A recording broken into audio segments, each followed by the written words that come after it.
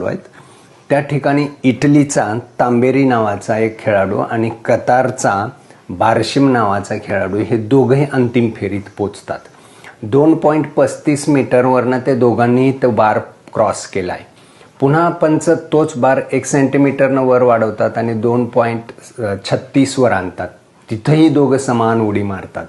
2.37 वर सुद्धा तो बार पूर्ण करतात.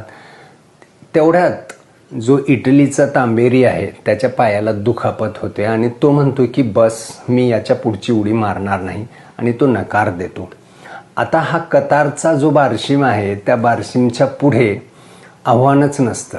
त्याच्या पुढं कोणीही स्पर्धक नसतो. तो एकटाच उरलेला असतो आणि त्यानं फक्त एक उडी मारायचं आहे आणि त्यानं सुवर्णपदक जिंकायचं असतं. पण त्याच्या डोक्यात विचार येतो की अरे कुणी स्पर्धक नसताना पराक्रम गाजवणं, पदक मिळवणं याच कसला पराक्रम आला आहे. म्हणून तो पंचांना म्हणतो की सर जर मी सुद्धा नकार दिला ही उडी मारायला तर आम्हा दोघांनाही तुम्ही सुवर्णपदक देणार का. आणि मग पंच एकत्र येतात आणि ते चर्चा करून नवीन नियमानुसार ते म्हणतात की हो. आणि ते जेव्हा होकार देतात तेव्हा घडलेला हा प्रसंग आहे.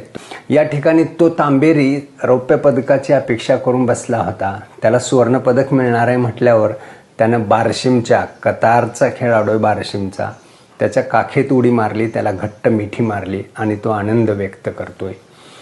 बघा, ज्या जगामध्ये आपल्याला स्पर्धकच राहणार नाही याचा काटेकोरपणे काळजी घेतली जाते. राजकारण असो, तिथं फॉर्म भरायला आपला विरोधक पोचणारच नाही याच्यासाठी त्याचं अपहरण केलं जातं.